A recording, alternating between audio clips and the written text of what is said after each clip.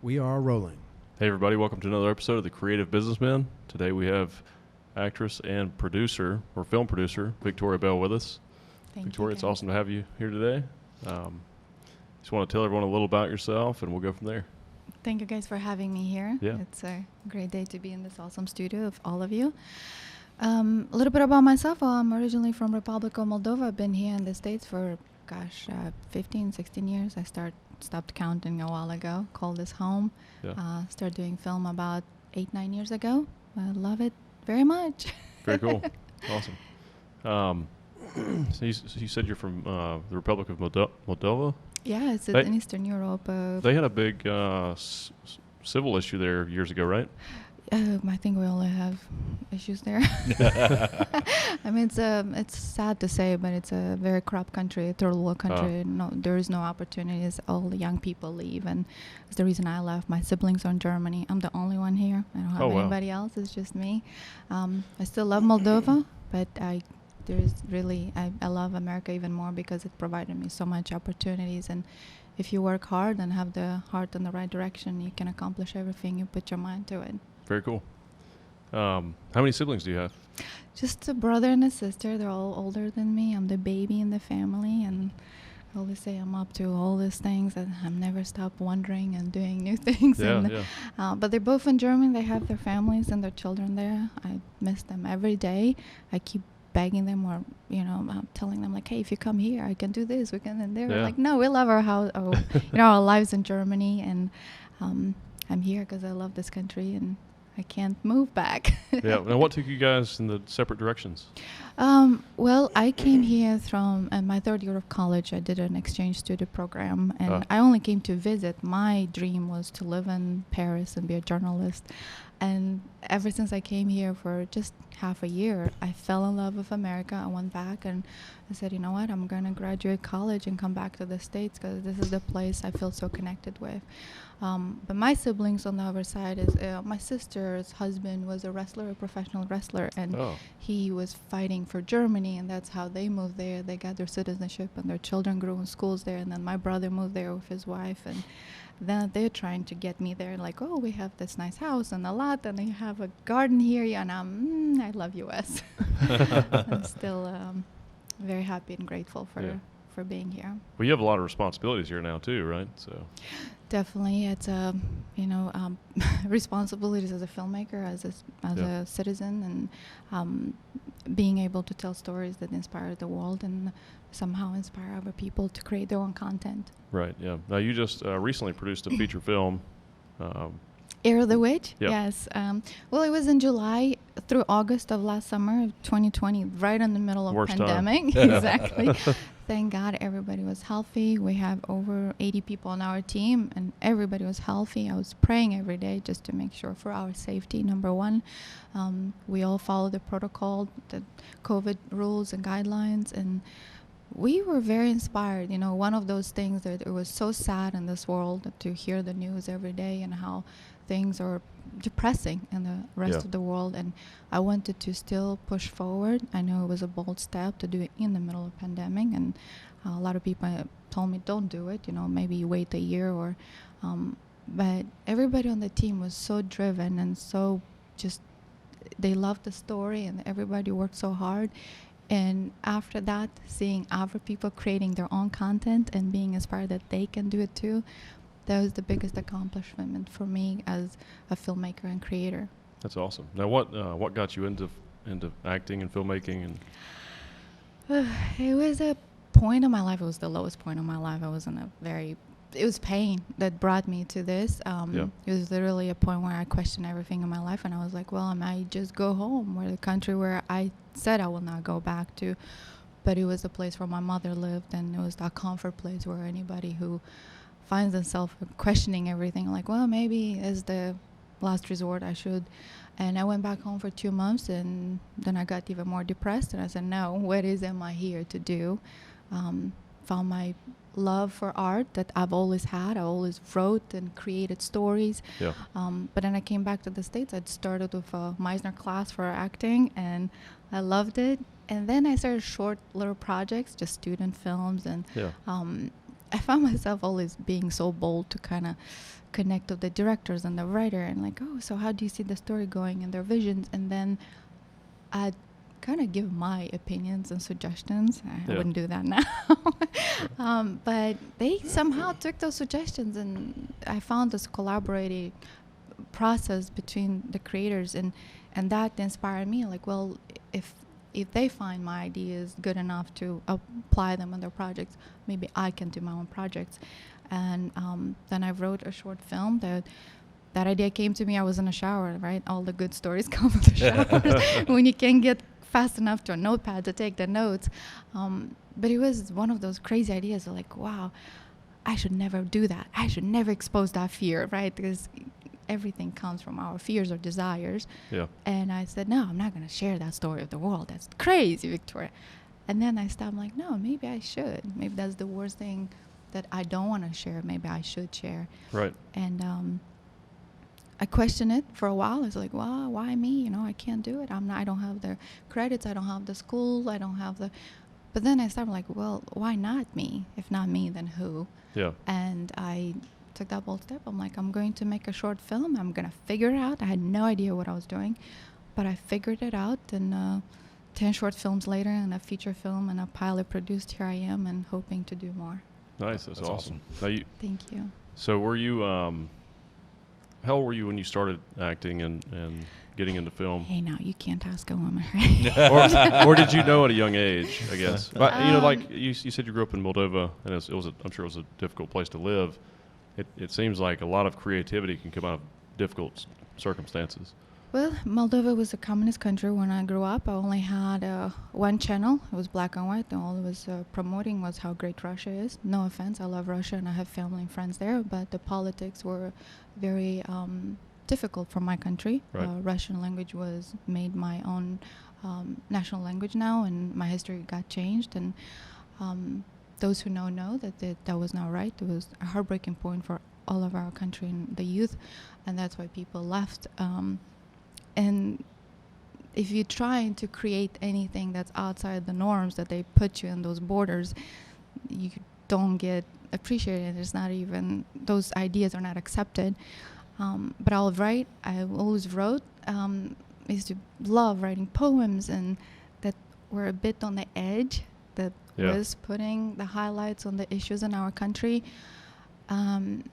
And I submitted them to newspapers, and they were always censored because they wouldn't approve of that type of thinking. And then I wrote short stories and essays. My essays were brilliant. My teacher said so I have to say it. And then I wrote novels.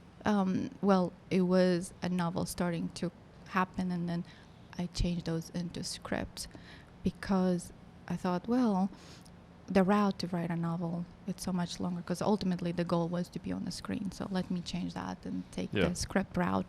But in Moldova, I couldn't have done much creative that was in my perspective and thinking. Yeah. Only when I got here to the States, I realized that what true freedom of word means. Yeah, freedom of speech is very important. Freedom of speech, yes. Yeah. It's not First really... Amendment. It's not really free in my country. And that's something I'm very appreciative of, and respect that it's something you can create, anything, and you can put your story out there, and people may like it, people may hate it, but hey, it's still your story, and you said it your own way and your own vision. Yeah, I agree with that completely. Now, you're creating a pilot now, right? Is that in Atlanta, correct? We did finish, oh God, it was a SAG pilot. It was also during COVID, and we had to do those tests every other day, the COVID test. And we had a really great coordinator, COVID coordinator on set. We all followed the protocol. We even have a visit from the SAG. Everything went great. I'm grateful because a lot of productions can be shut down if you don't follow, even the smallest rules. How close your cup is to the water, and it's very, very strict protocol. But we followed all the rules, and we finished in 8 days. It was a very intense schedule. Some days were 15 hours, some days were 10 hours. But it was in Atlanta. We shot it, and now it's going in post-production in July. I was the producer on it. I also co-director with Deanna Rochelle. She's the one that brought me on project. I also had a small role as a supporting role of Ryan. So it's a sci-fi pilot. It's has a very interesting topic and theme, like out-of-body experiences and out-of-body travel. Oh, cool. It's called Soul Wars, so it's really cool. I'm really excited and Nice. looking forward to coming out. Yeah. When do you expect that to be out? Well, we're going in post-production in July, so we're thinking in the next 3 to 4 months to complete the production. It's a shorter version of, it's a pilot, about 40 minutes, we're hoping, 50 top. And hoping by next year, beginning of the next year, to be out in festivals route, or we're looking at other offers that are coming from streaming services to see what would be the best. Very cool. Now, Heir of the Witch, what is the future of that film? Oh, God. So Heir of the Witch is a feature film that I wrote. It inspired from my own history. My paternal grandmother was a witch. I grew up with nightmares, with stories that happened to my family, and I'm not going to dive into those. But there was, again, another fear that I said I'm never going to explore. I'm never going to share that with the world. Is too much of a shame and deep fear and pain that I wasn't ready to share that. But then again, I was like, well, why not? Because my other people might have those same fears and worries. If not, then you should still share your story. So it was inspired from my own childhood, and then of course I added a lot of elements to it. It's called Heir of the Witch, which is like family of a witch. I was the lead actress, being an actual heir of a witch. I'm Christian, so it's basically posed the question: we all have a choice. We all have innate power to do things in life. We can either inspire people or destroy people. And then what do we do with that power? And that was the main question of the theme of the story. It's our choice. What do we do with our power in this world? And it went through many rewrites. Gosh, I lost count. It was many rewrites. I started with a very thin theme that was kind of up there. It was called Sweet Like Acid in the beginning, which was a terrible theme. And then I dived deeper into my own history and wrote every single day. I put it together. I put a team, and we shot it last year. It's about an hour, 40 minutes. We're now in post-production. We're about completed. We're doing the score and the special effects, which I'm learning it's a lot of work. Sound design, it's a lot of work. There's about 8 levels, and every single level has to have its own, depth. And but I'm learning a lot. I'm learning a ton through this process, and I'm so much better prepared for the next project. This movie taught me so much. It was kind of like a film school, doing it all, not really knowing what I'm doing, researching everything, and just kind of just taking a leap of faith. And I'm grateful we got it accomplished. That's cool. I saw some of your images from production. It looked like a really nice production. Thank you. We had a really good set designing. We had a really good makeup artist and special effects, and it was a labor of love. It was a lot of work, late hours, and when you have those moments when rain comes and schedule has to change and you have to make that choice, well, what am I going to cut from this movie? It's important to shoot, and with the hour that we have left, those moments, it makes you think overdrive and just make that choice that's going to be best for the story. Right. And only having a great team can accomplish that, because challenges will happen out of thin air. You are not even going to foresee that, but they will happen, and you have to be prepared. And only having a great team that are willing to go extra hard, that extra mile, and it doesn't matter what your department says it's your job description, you're going to jump in and do anything possible to accomplish that one picture, that we all have to tell that story together. Right. What's the name of your production company? My production's Pasha Entertainment. It's the nickname of my mother. Her name is Paraskovia, but her nickname is Pasha, and she passed away 2 years ago. And I want to just make stories that are inspirational and makes an impact in this world. That's great. Well, people appreciate vulnerability and honesty, and you probably if you are vulnerable and honest, you can reach other people and help them with whatever, if they have similar experiences or whatever. But I hope so. It's the only thing we can do, right? Tell our truth, whatever it is, received or not. You still tell your truth and you tell your story. Right. What future projects do you guys have that you can discuss? Or I am so excited about my next movie, but I can't start it until I finish completion of Heir of the Wedge. We do have some very interested parties in acquiring the movie, but we're trying to go with the best offer and see if we're going with direct for distribution or do we go the festival route. There's two options that, it's either I can go the festival route and put me in that kind of front light just to make sure that I'm recognized as a filmmaker. Which is important. It is very important, but do I take that time to do that route, or do I let somebody else do the work and I move on to the next project? And that's just something I have to choose and debate what's best for the movie in my own career. But I'm so excited for the next project that I've been working on it for so long. It's called 5, the number 5. It's a mix between, Gone Girl, Basic Instinct, and American Psycho. Oh, okay.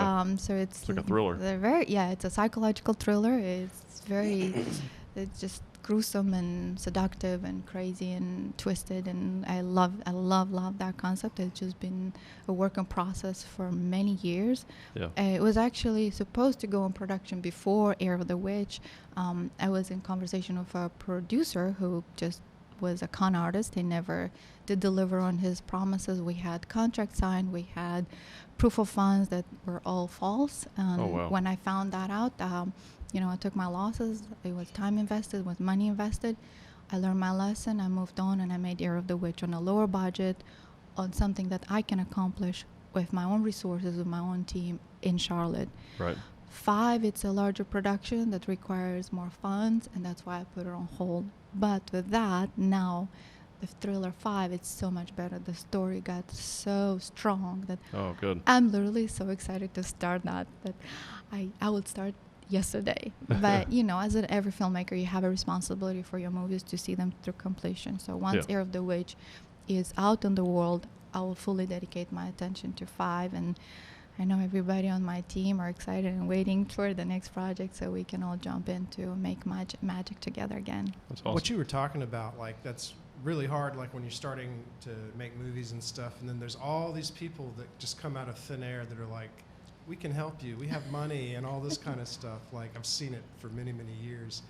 And going through that process is not easy, because it's like you get your hopes up, and then it's like, oh man, I've been had, it can be pretty difficult, and they keep going.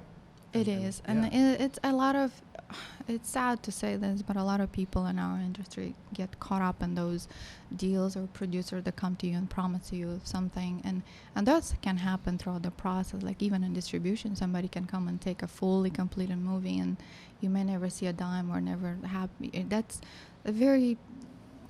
a difficult industry. It's pretty common too. It is, but we have to be.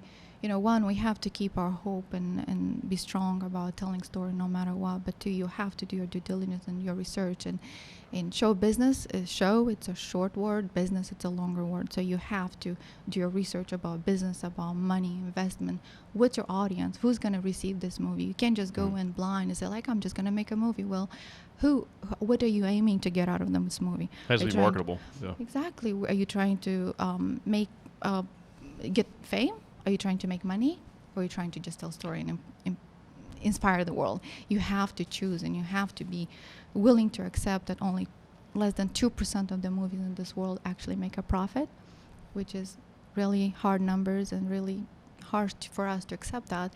But as a filmmaker, you have to know what you're getting into it, because you can put together a team and make your first movies, but if you don't make money, you're not going to make your next movie. Yeah, there's no point. And that's something... we as artists, we want to go in blind. We're like, no, I'm going to make a movie. I want to inspire the world. It doesn't matter but it does matter what happens afterwards. It has to have a balance. Exactly. So people are there to steal that hope from your heart and the dream, Mhm. and recognize that and go in fully prepared, have a thick skin in this business. Yeah. As a woman, I see a lot of times that are not taken as seriously because they look at you and like, oh, you're just a woman. But no, if I give you a job as a producer, if I employ you as an actor or as a director of photography or as a whatever you might be, as a production assistant, it doesn't matter. It's your responsibility to show up on time. It's your responsibility to deliver and be professional. It doesn't matter who the employer is. Right. And that goes across the board. It doesn't matter if it's a woman. It doesn't matter what your background is. We're here to make art and we're here to collaborate. Let's be professional, respectful to one another, and just be prepared for heartbreaks. Yeah. You know, every movie you're gonna make, it's gonna break your heart. It's gonna break your heart because what I wrote in Heir of the Wedge, I put my heart and soul and heart into it. Long nights of writing, and then you're on set. You have to cut scenes, and then you're in an editing room.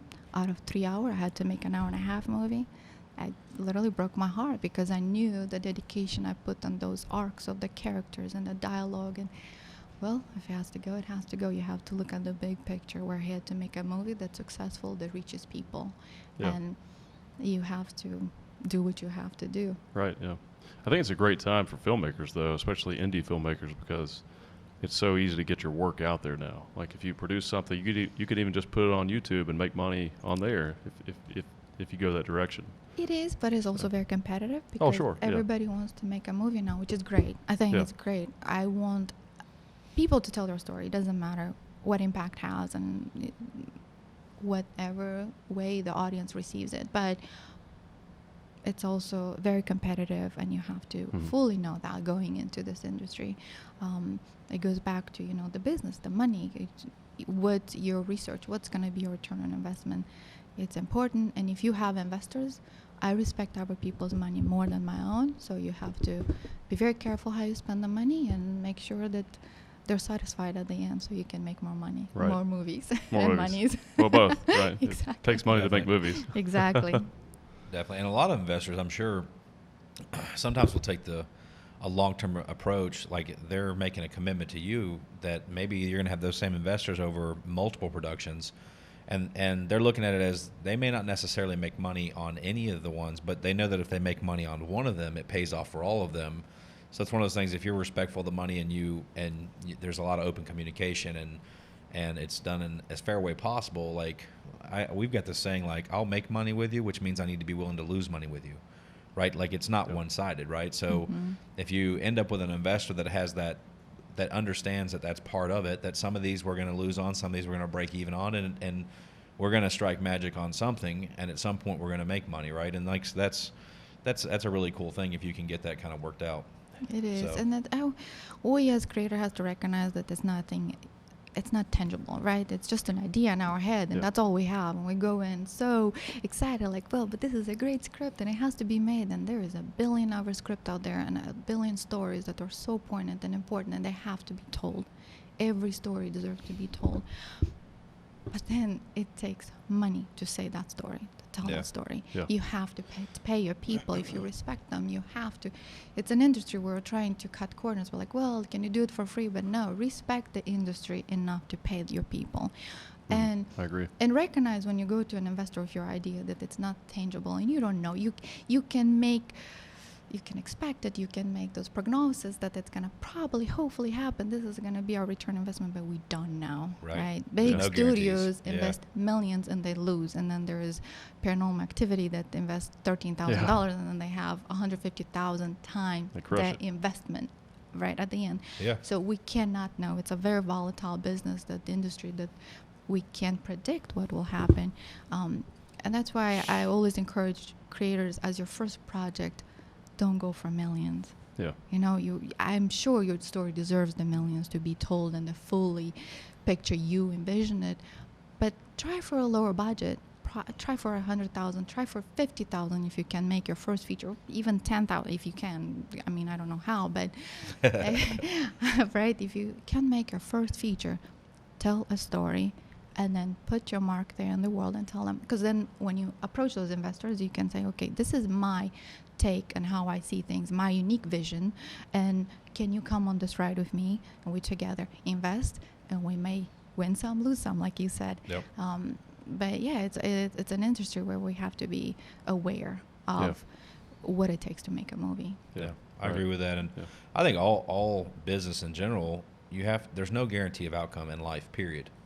True. So, like, I'm very hesitant to make any guarantee in my own personal relationships, in my family, in my business. Like, when I start to guarantee something, I go, wait a second. Like, how do you make a guarantee, right? And so, how can you guarantee success? You can. So that's why you've got to have people that you partner with, that you tie yourself to, that are committed and they're passionate, but they also understand that, if you're going to win with me, if you're willing to win with me, be loyal and be willing to lose with me too. And like, I think it's like really, really basic concept, but there's also the side too that I think you have to be passionate and committed to something regardless of outcome, right? So like, if I make a commitment to do something with my children, for instance, if they commit to a sport or a subject or a thing, right, they're not allowed to quit. Like, you commit for 1 week, that means you committed for a year, because I'm going to make you go through it. You're going to sit through it. You're going to hate it. You're going to love it. You're going to fully experience these range of emotions. And then a year from now, if you feel like this is just not the right path, right? Like, so like even us, when we decided to go down the path of the Creative Businessmen and what the vision was long term, and then turning into studio, and then all these other projects, we knew when we made the commitment in the beginning, we didn't care if we made the first dollar, whether it be year 1 or year 3, right? We're independently successful in our businesses. So it's a passion project. And it's like, we're going to commit to it every week, and we're going to see this thing through. And as we go, there's some level of learning. Mainly, I'm taking credit for Jesse and Neil. I'm here, I try to show up on time, but I picked these chairs. But it's a commitment to trying to work towards something regardless of a short-term outcome, right? And people get so discouraged, they do something one time and fail, and they quit. It's a long-term choice, right? We can, and I had to have a talk with myself recently. Been doing real estate for most of my life, and mostly commercial real estate, and it's a very lucrative business if you're in it, and I was doing pretty good. And I still do it, so, I help clients, but I'm not 18 anymore to spend my time in a way that, and I love helping clients, and that's what I do now. I sell real estate to in put the Charlotte market. Yes, to put money into my movies. But what makes my heart sing? It's filmmaking, and I made a commitment to myself that no matter how hard it gets, I'm not gonna quit, because if this makes me happy as a soul, as an individual, that's what I should do. Right. And nobody promised success. Nobody promised me fame. Nobody promised me an outcome. If I get pure pleasure from being on set, and I'm saying when I'm on set, I forget that I'm hungry. I don't get tired. At the end of the night, at 4 a.m. in the morning, I could run a marathon. That's how much adrenaline I get from being on set. Every day on set, it's a good day. That's amazing. It doesn't matter how hard it gets. It doesn't matter if it rains. It doesn't matter if I'm cold. It doesn't matter anything. I'm on set. I'm doing what I love, and I'm trying to inspire that in people. We're here because we love making movies. Let's put our all in it. Let's make a good damn movie. Hey, Yeah. I mean, I like it. you can't. Nobody promises anything, That's right. Go in it without expectations, and your only expectation is to get pleasure out of what you put it out there in the world, and that should be your biggest payoff. Yeah. Well, if you love what you're doing, it doesn't feel like work. Yeah. It doesn't. Yeah. It truly doesn't. It's exciting. It's fun. Yes. Yeah, there's very rare times, and I complain sometimes, and more so, the complaint is really about myself and how I'm managing the time that I commit. I'm not unhappy. I think for a decade I've averaged 80 to 100 hours a week, right? And most people would think like that's unbearable, but it's actually very enjoyable, because I'm actually, like, when I'm doing the things that I want to be doing, we forget to eat. Like, I wake and I'll get home at 5 a.m. and I would love to tell you that I was out partying all night, but that's not what it was. I was at work. I was here. We had projects. We just went down a rabbit hole, or 50 things happened, that deviated you. And like, by the time I came up for air, I'm like, oh man, it's 3 o'clock. I need to start heading home. I live in Mooresville, Lake Norman, just north of Charlotte. So, at 3 in the morning or 4 in the morning, the trip runs me an hour and 45 minutes. But when I get here in the morning, because I'm coming here in traffic time. It's about 2 hours and 5 minutes to get here from where I'm at, right? So, it's about 4 hours a day to drive, and sometimes I just lose track of time. So, I'll sleep. I try really hard to get the 6-7 hours, but sometimes it's 3.5, 4 hours of sleep, and, you're back up and you're at it again.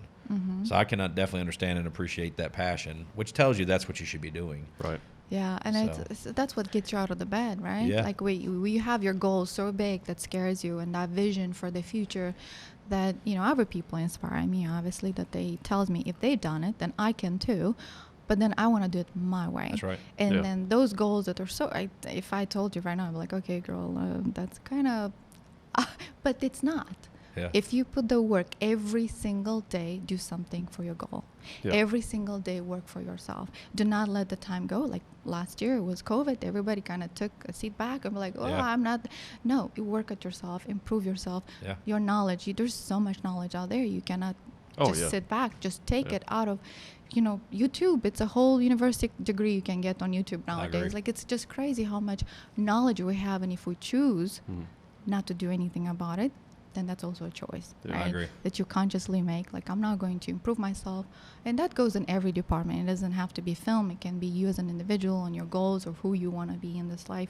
If you want to inspire people, if you want to, do better for yourself and your community and your family, work at that every single day. And that's key. You have to work. Like, you have to do something. But I was joking with Daniel the other day. I was like, if you're really wanting to be successful in life, you'll never be caught up. No. Ever. Like, there's always something to do. Yeah.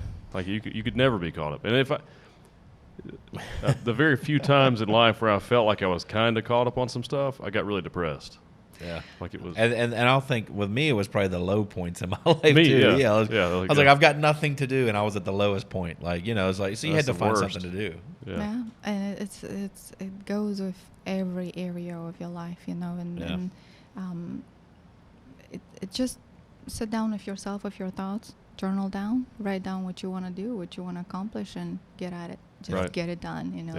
There's a lot of creatives out there that do a lot of talk, and there's a lot of like, I want to do this, and I want to, but what have you done? Right. Yeah. And what are you doing today? And just do something. Do one thing. Yeah. At least. One thing. Show up for yourself and your goals every single day, and you will get there. Might take you a year, might take you 5, but who cares? Time will go anyway. Exactly. Time will pass by regardless if we do anything or we work hard or just take a seat back. Yeah. So, and try not to take 5 years because you're going to miss it. I honestly feel like, when we're all sold this some version of this fake dream, right? Like, people think to be happy, you've got to be on an island somewhere and the beach and the wind in your face, like in the sand, and all these things, or maybe there's music playing. Like, you think that that's bliss or that's happiness, but honestly, I think that they're being sold a fake dream. Yeah. I think that a hard, challenging task that we give ourselves, right, and the accomplishment that we feel by completing that task, that moment is blissful. That moment is joy. That moment is that's what I look forward to. And I think having people be challenged in a way that they're passionate, some challenge that they can bring on themselves, I think they're going to get so much more fulfillment out of that, regardless of what that is, right? And, like, when I think, I can take a moment. I enjoy the beach. I enjoy the lake. I can take those moments, but what I find is really quickly it's boring. It's boring. Yeah, it's right? boring. Yeah. It gets boring. The thing I'm passionate about is pulling me from that, because my passion. Now, if I was passionate about wakeboarding or surfing or fishing or whatever your passions are in life, then that's a different story. It's different. Yeah. For me, my passion pulls me from those things. So I can take a moment to enjoy friends or family and these things, right? But it can only be a moment because I've got a force that pulls me that I don't understand back. Mm-hmm. It's why I've been driving 4 hours a day for coming up on 5 years in June, right? Because there's something that pulls me to these things, like the same thing that pulls you from commercial real estate. Some people might think, hey, she's killing it in commercial real estate. She's doing well. Why would she want to do something else? But the difference is commercial real estate is a means to an end. Mm-hmm. You're going to chase your passion. So I can fully get that. Yeah. Exactly. And humans are, we've evolved to create and innovate, and that's what we do. And if you're not doing that, you're depressed. I think that's why a lot of people are so unhappy, is because they're not living up to creating. their potential. They're not Yeah. doing, and some of that's, issues with our society and the structure of the way that our society works today. But I think that's changing, and hopefully, eventually, everyone will have at least have the opportunity to pursue their passions and their desires. But and I think we'll have a better society when everyone can move in the direction that they're good at. We are our innate power, and our responsibility here is to create. Our creator created everything, and we are co-creators. So don't feel ashamed if you have a story to tell. It's your duty to bring it to the world. That's how actually I think time as a thing, it's not unless we learn something or create something. That's how time is being created. And when we learn something and we inspire each other and we support each other and bring something to life, that's a stamp in time. That's when time is created. And I know this is just off the topic, but going into your inner soul searching and realizing that you're here to do something, you're here to learn something, and that's why things will keep continuously happen until you get that lesson. And then you're also here as a community, as people. We're all here to create and to empower one another and be kind to one another. Yeah. Nobody's your competition except yourself from yesterday. If you did go work out, if you did do the work, if you did write, if you did inspire, that's you yesterday. Are you better today? That's your competition. Nobody else outside there. It is your competition. It's just we're all in this together. Yeah, we're all sharing information and contributing to progressing as a society. So yeah. And that's why so many people get the same idea, right? Because we're thinking like, oh, I wrote this story, but there's a movie just came out just exactly. Well, guess what? Your ideas are not your ideas. No, yeah. We all get them from a quantum field that all belong to the creators, and that's my opinion. Yeah. But if you get the same idea, just be grateful because we're all connected, right? We all got the same thoughts, and that's what connecting us. So create it your own way. Yeah. Every single story has been told a million times already. Right. Yeah. But the way you say it, it's your vision to make that story come alive and be we're just different than another one. We talk about this sometimes on the show. Like, I'm not a religious person, but I do believe that there's sort of a collective consciousness, and I'm not atheist either, but it's just I have my own beliefs. But we are definitely all connected, and we're becoming more and more connected through society and technology, and everything we experience in life and everything that we create there's no one person responsible for any of it. It's all of us. It's a collective thing, and it's just certain people seem to be able to express those ideas better than others. And those are like the volcanoes in society of inspiration and creativity and stuff. But those people that maybe stand out, it's still not them. They're like an expression of everyone. Exactly. And the more advanced we become as a society, and the more really population we have, the more you'll see this. And actually, the healthier the society, the more creativity there will be. So like if you want to have a great society, you need to have healthy people, and then you'll have more inspiration, more innovation, more creativity. And I think we're seeing that. It's just it's really a cool time to be alive. As I think the next couple decades are going to be pretty incredible. Yeah, I love how the whole humanity took a turn for a better. Yeah. I believe we all go, excuse me, inner work and realize that we're all in this together. Yeah. Especially the pandemic just taught us so many lessons. In those innovative ideas that come from our humanity is just like the speed that we've been improving the society in the late years. It's been amazing, and I'm so excited to see what the future holds and what we all as a humanity bring to the world. Right, yeah. And it's important when you talk about looking inward, because introspection is really important. A lot of people are not introspective, or they lack introspection. And I think the more introspective you can be, the more empathetic you can be also. And I don't know, it's just, it seems like some people are just not very self-aware, Yeah, I almost feel like, too, because you talk about, I can't remember the word you used, but it's in the ether. It's in the quantum field. Quantum Yeah. field, right? So I almost feel like some people. Imagine you're driving down the highway, right, and you see trees, right, but you don't really see them. They're just in your purview, right, and they're just passing by, right. And you see them, and as quick as they're in your field of view, they're out, and you don't actually focus on any specific tree.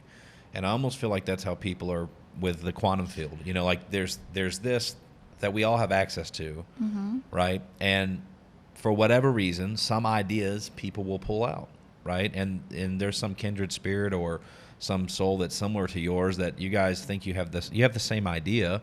You're both accessing the same information you're choosing, but like there's all this information, there's all these choices that can be made, and some people just aren't participating. It's just like a tree driving by on the highway at 80 miles an hour, right? They're just not focusing in on anything. So all these ideas, all of life is just passing them by, and they're failing to participate, right? That's beautifully said, because we all have the same potential. Yeah. Well, Right? we're all the same thing, right? I mean, really, it's all one thing. Exactly. It's just different. It's particles acting in different ways. Exactly. But it's and most of it we can't see or perceive. Yeah. True. There's so much there that we don't see, and that's why when we get an idea, be grateful for it. Yeah. Be grateful you got inspired. Yeah. Take your pen and start writing and do the work, because that idea visited you, and you are enlightened to bring that to life. And if you don't, it will go to somebody else, and Yeah. then you'll regret it. Right. You will see 5 years later, that's exactly what I was going to write, and well, you didn't respect it, and you Yeah. didn't Yeah. participate. Yeah. So shame on you, because Right. as a creator, you didn't do your part. Right. And Yeah. do your part and be proud of it. And Yep. that's what we as a creator, we have to take pride in our participation. We're here to create and bring those ideas to life. Because Yeah. with that, that's how we create time. That's how we move things forward. That's how the universe expands. Well, I where think things are being created. yeah, I think we are the universe. Mm-hmm. We're the universe, sort of awakening. Observing and trying to figure out exactly what we are, or what this is. And I think that's part. I think these creative ideas are part of that. And I think, if one person doesn't act on a creative idea, hopefully someone else will act, and likely someone else will act on that. Especially with the population we have now, it's likely that those people will act on those ideas. And one of Jeff Bezos's goals is to start moving manufacturing and stuff off Earth. planet, off world, Mm-hmm. and create or make Earth just more of a residential Station. place, and bring back the forests and things like that. And his idea behind that is that we can increase our population to like 1 trillion people, and then you'll have thousands of Einsteins. You'll just have unlimited amounts of creativity and brilliance. And then we can do unimaginable things, Exactly. and that's probably going to happen. I believe And that it's was just likely. an idea, right? Yeah. Everything we see around us and everything that's Yeah. created in this world, it was just an idea at I one agree. point that it came through fruition through belief, hard work, and dedication. Like Yeah. you just cannot stop. It goes back to that. Just keep at it, keep working, and there is going to be nobody's going to stay there clapping for you every time you put the No. effort. You're Right, going to be right. You're going to be there working Yeah. at your computer late nights. My light stays up very late, and guess what? I enjoy it. And Yeah. don't look for that gratification instantly. It's Right. because you're doing it for yourself, right? You're Yeah. doing it for the world, and it all comes in time, and it's a lesson learned, and it's a journey, and Yeah. that's the journey you choose. So live it to the fullest and enjoy it. Yeah. I really never feel like I'm. I don't want to say satisfied. I'm always thankful, but I never feel like there's no end to the accomplishments. Right? Like as soon as you reach a goal, Mm-hmm. it's just one more step on an endless staircase. Exactly. Yeah. Yeah. Well, I that's another opinion I have, that we're here to learn and accomplish a task, and once we learn those lessons completely, it's when we go home, wherever the spirit came from, because we're infinite. So take the lessons, take the hardships, take the challenges, because it's here to teach you and make you better and stronger, Yeah. and to improve the humanity. And it's just a bus ride, You know, we're here. We take our souls, take a trip, and like, well, I'm gonna go and learn forgiveness, and all the things that's gonna come at you, so you can learn to truly forgive. Yeah. It's just a bus stop. That's It's important short. too. Is Yeah. Everyone's flawed, so let's get past these flaws. Let's Yep. overlook. Let's forgive people and maybe focus more on helping people achieve a higher level of consciousness or awareness and become a better member of society instead of constantly punishing people and hurting people and fighting with people. And it's all these things just seem meaningless, you know, and they're anti-productive. You know, they're taking away from what we could be doing together. Exactly. Yeah. But a lot of that's it's the self-awareness thing, but I think that's happening. I think the more, and also the more we learn, especially like in science, the more we realize we don't know. And it's like when I say the endless staircase, it's like every time you unlock a new door, there's an infinite number of new doors on the other side of that door, right? And your curiosity, you have to keep your curiosity entertained. Yeah, Never that's stop true. learning and improving.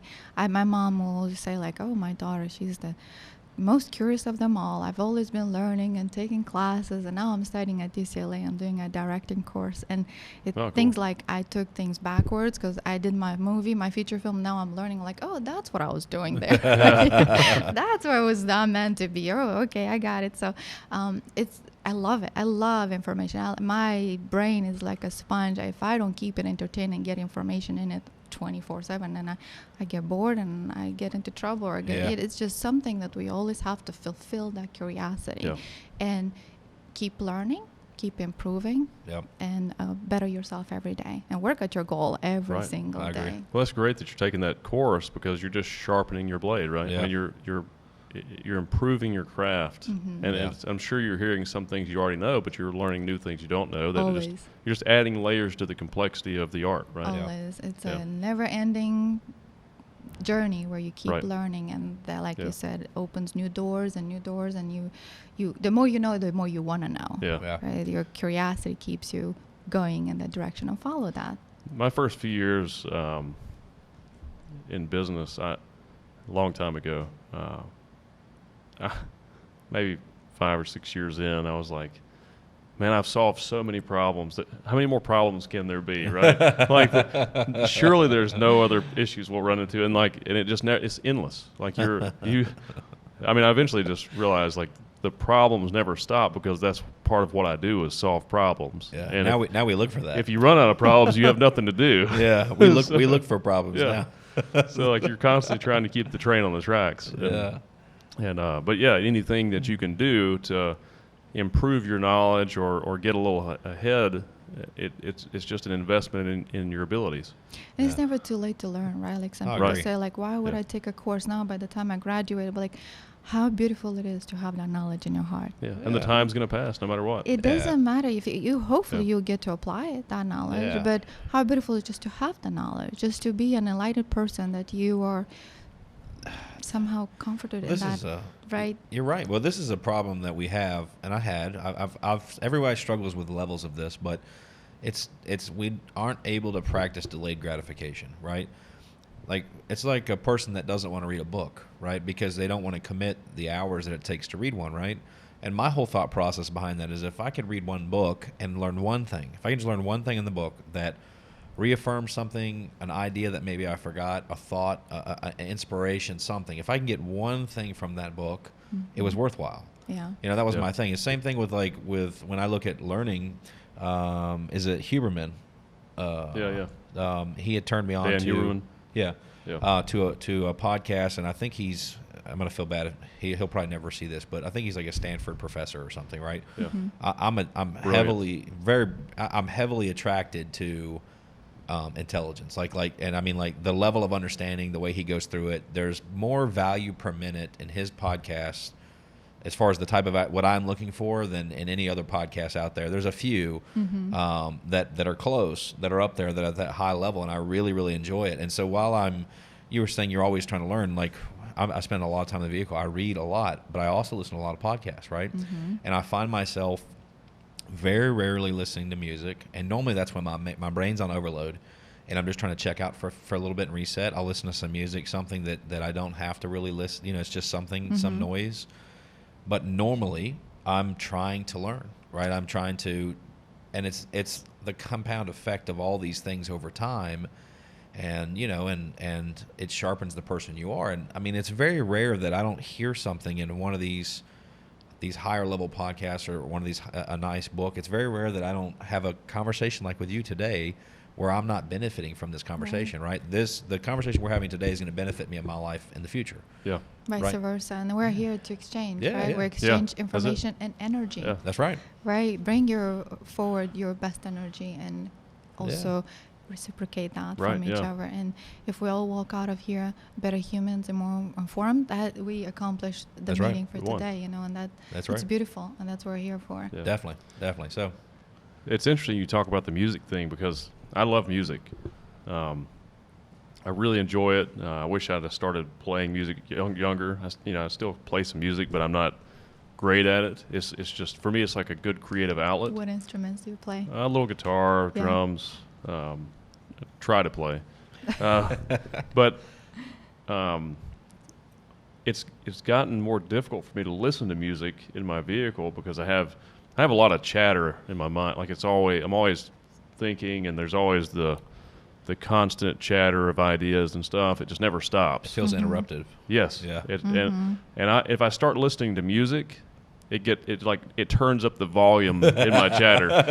So I have to be listening to something I can actually pay attention to and be learning. Like if I'm absorbing information, Yeah. it makes me shut up inside. Yeah. And if I'm reading something, the chatter stops. Yeah. So a lot of times I just have to keep absorbing information so I can quiet my mind. But what's really interesting is if I go home and say at night, I do a lot of my creative work at night, a lot of my writing and stuff at night. But sometimes I'll take a break and I'll go play the drums or something. If I sit down and I start just playing music, and I just kind of let go, something clicks in my mind where it turns off the chatter, and then it's like the creative part of my brain just takes over, You're in the zone. and I just go into autopilot and I can just play music, and it's just like, it's almost like there's no sound. It's really strange, but it's a cool experience. That's why I was saying you should get a piano, because he's a pretty good pianist, and or used to be. Yeah, a long time ago. Right now I have I like it as functional art. So I'm sure, and being in real estate, maybe not so common in commercial, but you'll have like the piano that somebody spends $100,000 on because it's a piece of art. Yeah. Right, and maybe they're not playing that Steinway very often. And maybe it's a $10,000 piano, but they've got a baby grand sitting in a formal dining room, right? And it's there. And I like the art because it's I think it's beautiful, right? We have guitars in my office hanging on the wall, and it's functional in the fact that other people can come in and they can take it off the wall and they can make music, right? And I enjoy it, so I get the benefit of that. However, with the piano, Mrs. Greason, my mother said some version of, and I was really young when this happened, she said only ignorant rednecks play guitar or something like that, right? And now my father played guitar. What an ignorant statement. Yeah. My father played guitar, by the way, and he was in earshot of that. So really what that was my mom taking a dig at my dad, which is, it happens. And I love them both to death. But now as an adult, thinking back to that memory, I thought your piano teacher said that. That was your no, mom it that was said my that? mom that said that. That's funny. Now, Mrs. Greason said that Well, that was intentional, she then, yeah, thought, sure. she thought that the piano was the most complete instrument out there because of the range of chords and everything. But that being said, I ended up taking piano lessons for several years, and I enjoyed it thoroughly. Actually, I got to a point where I really enjoyed it, and I haven't had a piano in a while. But I can sit down at one and fumble through, and it doesn't take long, and I kind of get in that trance. It's cool, man. That's a So we know we as people function from two places, fear or love. And a lot of times, believe it or not, fear is what drives us. Why don't we create? I'm afraid of success or failure or what people will say. But part of being a creative is also which is why inner work is so needed for every industry, but mostly for creatives, because you cannot create if your heart, it's, you know, if you have a lot of clogged with thoughts and fears and worries, and you go back to where, like you said, you know, that memory that's stopping you from playing. Well, if I think I'm not good enough, well, where is my first memory of that happen? Yeah. And then I go back to that, and then I think of the person that said that, and do I still appreciate them as a people, as a person? Do I respect their opinion? Well, let me take a person that I love and respect and put that person in that place. What would they say at that point about me? Would they say the same thing now? So then I change the narrative. You change the memories. You change who you are. And that's when you can get your power back Right. and create. And whatever industry that is, if it's piano playing or if it's, you know, excuse me, filmmaking or any industry, Yep. take your power back and go back to the source and where pain started from, because again, fear cannot take the will, right? And I'm very comfortable talking to fear. I'll say, okay, fear, you're gonna buckle up, sit in the seat right next to me. We're gonna take a ride. You can chatter in my ear all you want because she's not gonna go away. It's kind of like a neighbor that you don't like, right? You can move to another neighborhood, but that neighbor's still gonna be there and annoying you and telling you, oh, you can't do that. Okay, fear, you sit right here next to me. We're gonna do this together. I cannot avoid you, but I can work with you. Be aware of it, Exactly, and just be aware of, have a talk with her, like, okay, we're still gonna do it. Because Okay, fear, I think, is what often distracts people. Like, fear is what drives you in the wrong direction. Yep. It's like you're going the right direction, you're accomplishing your goals, and then all of a sudden you're like, oh, maybe I should do this instead. Yeah. You know, like it the gets safety net. Yeah. Go for the safety net or plan B or you just have to be aware of it. Yeah.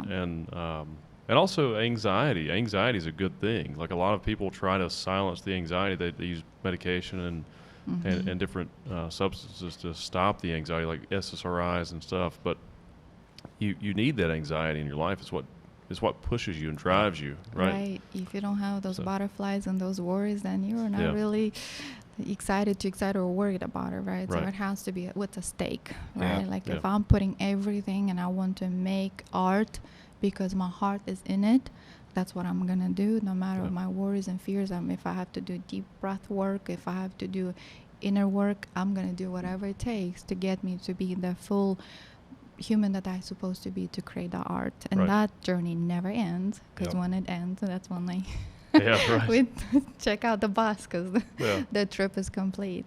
So Yep. On to the next thing. Yep. No, I agree.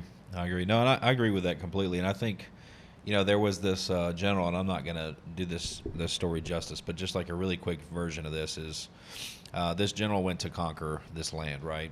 And I think it was like 400 versus 40,000 or something like that. Some astronomical odds. And so he gets there with all of his soldiers, and he's overwhelmed. His soldiers are overwhelmed, right? They're fearful because there's this massive army. How could they ever win, right? And overnight, a group of people fled, and they took one of the ships and they went back home. So this general burned all the ships, all the remaining ships, including his own.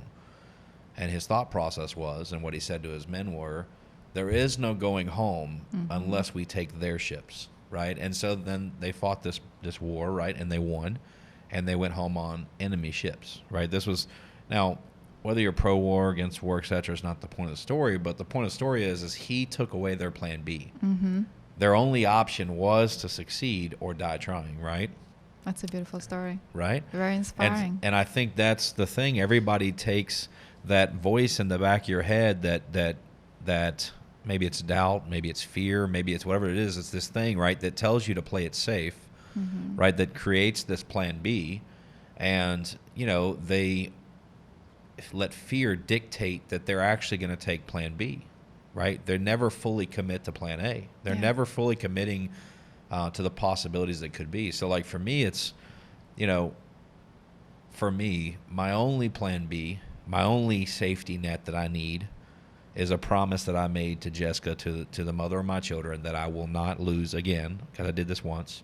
I will not lose the roof over their head, right? My children will be fed, and they will have a roof over their head, right? A safe vehicle to drive in. Other than that, that's the only commitment. Everything else is up for grabs. I'm all in. Yeah. You know, like, I'm all in. I'm committed to it. And that's just, hey, no matter, I can fail with the greatest of them, and that's fine. I fully accept that. As long as my children aren't starving, I'm okay with that, right? Like everything else is, Yeah. right? And that's the only thing that I have. And if it wasn't for them, I'd be all in. I could sleep in my car, you know? Well, hopefully we're all going to be successful at this, right? Because we Yeah. deserve it. Like it's Oh, another yeah. thing of mindset. We don't have to be starving actresses and filmmakers.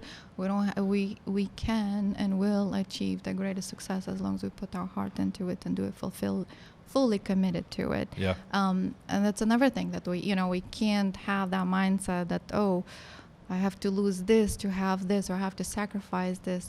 You can have it all if you fully commit to it and put the work in it. It's a lot of work. Don't be fooled by it. Film industry looks very glamorous out there. And you think the people who made it overnight, you look back that they have years and years of work. It's never overnight success. And even if you have the right connections and if you have it's still a hard road to be in, and you're either in and fully committed and know that there's a lot of work, or you just in it for a little bit of time for some glamorous pictures and then you're out, because this industry is not for the weak, that's for sure. Right. Yeah, that's for sure. Yeah. Well, you said, so like, let's look at somebody like, and I don't know the numbers, but let's look at like paranormal activity. Mm-hmm. Like using a version of what you said earlier, let's say that somebody invested 13, 15 grand and they returned millions, right? And it happened seemingly overnight. But see, the problem is, and I don't know this for a fact, but I imagine if we look, the people involved in that had education. The people involved, that whether that be a formal one or self-taught, there are a lot of people that were involved in the making of that, I'm sure, right? And a lot of people probably worked for free because the budget was so low, right? And there was all this effort that went into it. But what people don't get is that might have been a decade in the making. Like, you got collective effort of all the people involved. You might have 50, 60, 70 years of experience that led up to that moment for them to have something that caught, right? Right, yeah. So, it's like everybody says that's overnight. Is that overnight? Like, is that not really like the collective effort of a few over a long period of time, and it just comes together in that perfect moment to spark greatness, and it just takes off? Yeah. So it's like, for me, I don't know that I've ever seen anything overnight, because everybody's got a story. Now, there is those odd numbers. I was in a class one time and the teacher said, choose a number from 1 to 100, and then everybody stand up, and then from 50 to 60, and everybody sit down, those people, and then from 5 to 10, and then at the end there was one person standing and said, congratulations, you're Warren Buffett. So the odds of numbers, you could be at the right time, Right. the right place, with the right people, and do the right thing. That's a very odd number. Accept that. Yeah. That may not be you. So what you have to do is put in the work. Yeah, Yeah. but what I'll tell you is if you did not play the game, if you weren't one of the 100 people in there, Yeah. you had no chance of winning. Exactly. That's true. Yeah. Right? Exactly. So if you're outside the classroom peeking through the door, Mm-hmm. you can never expect to win. You can never Exactly. expect to be Warren Buffett, right? So like, you've got to participate. Mm-hmm. And also, you talk about the paranormal activity team or whatever. I think with anything, sometimes you have to get out of the way, because I think one of the keys to being truly successful is creating a team. You bring other good creators to the table. You want a group of Teamwork. creators, not just one person. If you try to do it all yourself, it's not going to be good, because it's going to be Exactly. limited. Yeah. So if you can bring other minds to the table, the more minds you have, the better. Exactly. And I think as a creator myself, I've learned that I don't have to, like, my ideas don't have to be the main idea. Like, I just need to contribute my ideas to the group, and then as a collective, we can come up with better ideas. Right. My ideas can be, I look at my ideas as A seed. and then- inspirations, yes. Yep. Yeah, just a contribution to the collective ideas. Yeah. Mm-hmm. And then, And isn't it nice to be Something. surprised by others, though, too? oh, it's amazing, when yeah. When they It's incredible. contribute in a way, and you're like, oh, that's That's awesome. You just awesome. didn't Yeah. see that angle, or Exactly. you didn't think of that, yeah. Yeah. Collaboration, it's important in any project, really, especially in filmmaking. But also, be open to what happens and comes your way, to accept it and try to improve it, right? Like, we Yeah. had a scene in the Heir of the Wedge where the scene was happening outside. There was a birthday party, and then the rain started, but not just drops. It was just like a tornado. Everything, the balloons, the plates, everything started blowing away. So I said, just roll the camera, let everybody run inside. And what happened, it's a cool twist in the movie now that I accepted what Mother Nature brought to my side that I did not foresee. And now looks like, oh gosh, everything is against this person, even the weather and everything. And it worked for the best. And those are the mistakes, quote unquote, that happens on sets that if you take them and use them, sometimes can actually benefit you. The Mulholland Drive was actually initially filmed as a short film. Oh no, as a series, right? And then he didn't have the money, and he had to do a feature film. He had to cut it short, and everybody's like, "Oh my God, what did he meant to do with Mulholland Drive? It's so twisted." And no, he just didn't have the money to complete the idea, and it worked in his favor because now everybody talks about Mulholland Drive, and it's such a twisted, weird movie that you either love it or hate it or don't understand it, but you're gonna remember it once you watch it. That stays with you. So take those unexpected events that come your way and learn to ride the wave, right? They might not go as you plan it, but make the best of it. Be flexible, Exactly. Yeah. And collaboration of the team works really into that as well, because certain things you envision them, I'm going to film them this way, it sounds good on paper, sounds good in my mind, and then when you get to set, I'm like, oh my God, it's nothing in it, there's no conflict, there's no that beat, and then you change things, either the pace of it or the lighting or the blocking, and in people throwing ideas, and then it happens, and then you have oh gosh, that's how it has to happen. And sometimes it hurts too. It does. But then you're like, oh, it's way better though, right? Yeah. It is. Yeah, you have to be strong into your own vision, right? As a filmmaker, I've got a lot of feedback, and then you know what? I love how I filmed that. I love it. It's gonna stay. I'm not changing it because that was my vision. I'm in love with it, and people may hate it, but this is my visual as a director. Right. You have to still stay strong in what you see it to completion. Sure. Yeah. Yeah, I agree. That's awesome. Well, it's been amazing having you on the show. Thank you, guys. I enjoyed It's been a really interesting conversation. We went on every different topic. Always works that way. Yeah, I love it. It's amazing. Thank you for having me here. And it's interesting how filmmakers just do a lot of work, and it seems that the gratification is not there, but every single like and comment, and when you support filmmakers, it's for the whole community, and I appreciate that when you guys come together and do these interviews and conversations. They're really inspiring and cool, and hopefully inspire other people to make their own content. And I wish you all the best of luck, and thank you for having me here. That's the goal. And what advice do you have for up and coming filmmakers? Oh gosh, go create, and it's gonna be a eventful journey for sure. Yeah. Nobody promises an outcome, but as long as you enjoy the journey, you work hard, you do something for your goal every single day, and inspire and bring people with you up, right? Yeah. Every day when I hear another woman saying, like, you know what, I'm going to make a short film, you know what, I'm going to make a movie, a pilot, because you inspire me to do so. My heart is pouring with love, because I'm like, go do it, and I'm here to support you with everything I can. I don't have to be in your movie, but if I can support you and help you and inspire you, I did my job, and I'm so grateful for it. And try to inspire as many people as you can with your way of doing, and not just through words, but through your actions as well, right?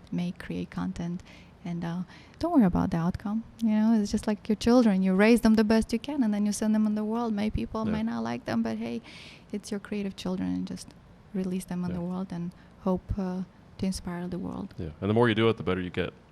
Exactly. Yeah. It's a never-ending journey for sure. And how can people follow you on social media or your website? Let's see. Heir the Wedge on Instagram. It's Heir of the Wedge. It's Heir